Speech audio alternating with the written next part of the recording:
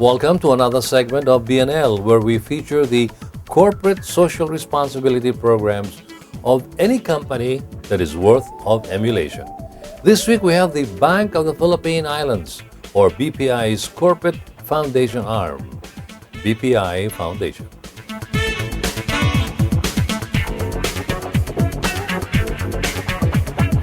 BPI is one of the country's top banks and one of the oldest and most stable as well.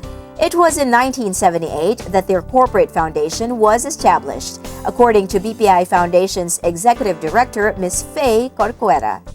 BPI Foundation is a corporate foundation of the Bank of the Philippine Islands. We've actually been in existence since 1978. And over the years, we have been a critical component of the bank in making sure that we're able to help the communities that we are in.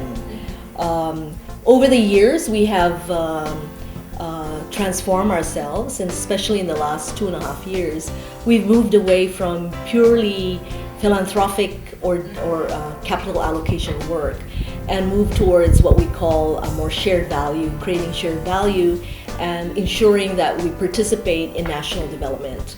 So we have 3 pillars.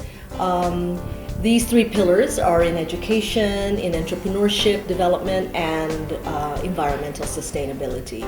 And the key thematics that we focus on would be financial education, because we are a bank, so our core competence is really through financial, ensuring economic activity and financial management, as well as entrepreneurial development and sustainable countryside development.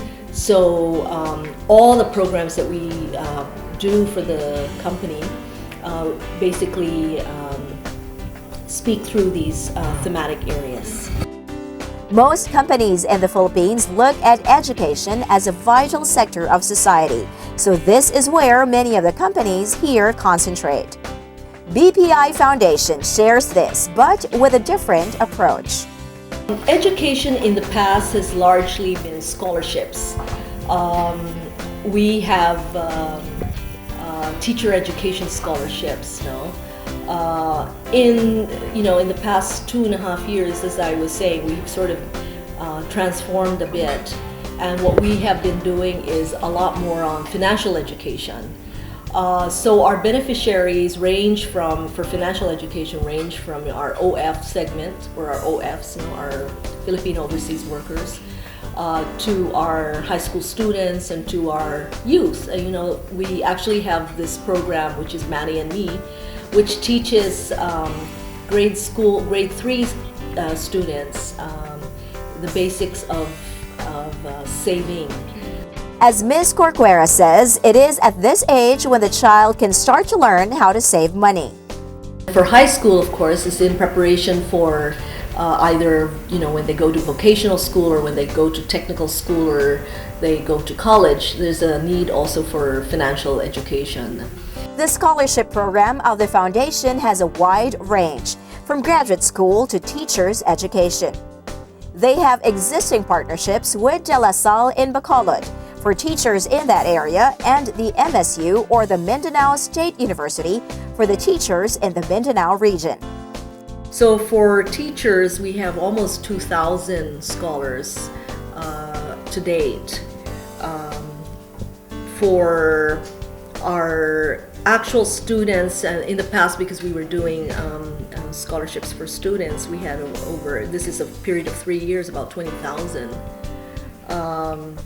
And for overseas Filipinos, in terms of financial education, this is about, I think we're running now about 1,200 or so. Okay, but this is more financial education, not your traditional scholarship. So that's about the types of numbers that we've been looking at, and this is the past 3 years. The teachers in this scholarship program come mostly from the Department of Education, another partner, and the candidates for scholarship are already pre-screened by the DepEd. And then we have a program which is the BPI CNUD, which is for social entrepreneurs. So this is our newest program. It's just about 2 years This will be our third year that we're running it. And what we do is we identify social entrepreneurs, and these are entrepreneurs who are also micro and small in terms of size, but they are not your typical enterprise or entrepreneurs, because they have what we call a social mission at its core business. For example, in the BPI CNUG 2 years ago, we had the awardee there is a young social entrepreneur who was working with the inmates in Bicol. These social entrepreneurs teach the inmates livelihood projects, among others, to afford them the opportunity to earn extra income. One of these social entrepreneurs is Caro Craft Ventures, which teaches the inmates how to make ragdolls that can be sold for a profit. Last year, Ms. Corcuera shared that they dealt more with people focused on agri-related businesses. The poorest of the poor in the Philippines are the fisher folk and farmers. So BPI Foundation went to Muslim Mindanao and the communities of indigenous people to bring the good news of sharing. Being a platform for social innovation, the foundation aligns its projects and programs with the business and core competency of BPI. As a highly successful bank, they pursue their core business, which is to lend to all sectors, including the agricultural sector. The commercial banks like BPI are mandated actually by law to provide a portion of our loan portfolio for smallholder farmers. But unfortunately, as in all the commercial banks in the country today, there is such a big gap, and the farmer community or the fisher folk is not availing of commercial banking services. No? So we are unable to actually service that requirement. So what we are doing in the foundation today, as one of our innovative strategies, because we look at ourselves, the foundation itself looks at itself as a platform for social innovation. So what we do is we try to look at pathways to help these farmers and fisher folk to be able to become bankable. Because right now they're not. They're what you call the unbanked communities. These poor farmers in the countryside or far-flung areas are mostly served by 5-6 lenders, and the BPI Foundation has made it its mission to help out these marginalized sector be bankable by serving their funding needs. BPI Foundation is looking not just at poverty alleviation but wealth creation as well for the impoverished sector, and one of the ways to do this is through business. In the area of environmental sustainability, they are also ready to embrace more of the sustainable developments around the agri-sector, specifically because of the serious concerns of food security in the Philippines. Late last year, we launched the BPI Buy-in program. It's called BPI Buy-in version 2.0 now. And we had we had the vice president come and launch the program for us or with us. And very, very meaningful, because I think for her, she has also used the same spirit of collective movement and collective action. And here she was very excited about how we were doing it in the company. So the BPI Bayan or BPI Bayanihan para sa Inang Bayan, version 2.0 has several modalities. Depending on who you are as an employee, kung type mo lang na halimbawa magbigay lang ng donation ng pera, pwede, di ba? That's what I call the armchair volunteer. No? I'll just give you money, bahala ka. Okay, so you have that. We have programs that allow people to do that. No? And then we have programs who they want to participate in a BPI Foundation program. They can, so they could do it via, just volunteering for, let's say, a vignette in a box that they could teach financial literacy to some of the communities that we have. Now, for example, one very good example here is we're looking at a project with for PMP in Sagay. So who will teach them the financial education part will be our BPI Bayan volunteers. So it's a program that we develop and we design or that we manage, and they come and help us teach. So that's another modality. The foundation helps by advising these concerned employees who have conceptualized their own projects in their communities. There are many modalities in the programs of the BPI Foundation, and another one is the BPI Soil or Social Innovation Lab. Here, bank officers join an immersion program in far-flung communities and share their expertise. Some of them are strong in technology, so they help them. Nakita nila they needed computers, so nag-donate kami ng computers, and they tinuruan sila how to manage their bookkeeping through a very basic Excel application. No? Then so these are officers from the bank who are what we call up-and-coming talent.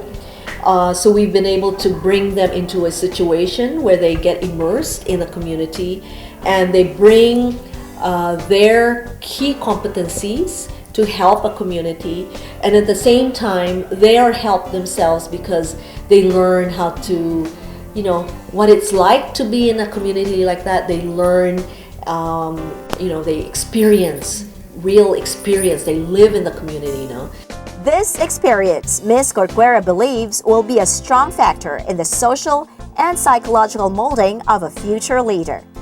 Ms. Corcuera, who has a wealth of experience in human resources, hopes that this can be shared by more people. We're very happy to invite anybody who's interested to browse our Facebook page. Okay. We have a Facebook page, and we also have a website. Our website is www.bpifoundation. Yeah, it's www.bpifoundation.org. Okay, or of course in Facebook you just look for us as BPI Foundation Inc. Look at what we do. And if you're interested in participating in anything, or even giving us feedback as to where you think communities might need help, we'd be happy to listen. Of course, I cannot commit that we will go to every corner of the Philippines, but definitely we would like to know, because we may know other people who would be willing to help or to go there.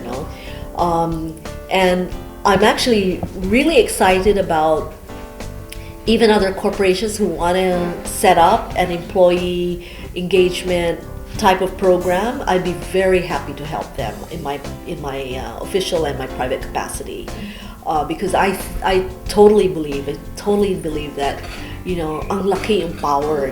It's empowering employees to actually engage in helping solve some of the issues that we have, and even my own staff. I have people who do the work that we do, but they have time to also do on weekends their own.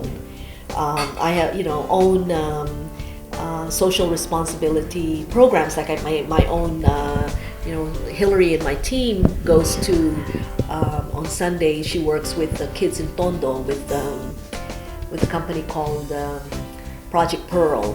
Okay. And so there's so much, and I see that it makes them grow as individuals.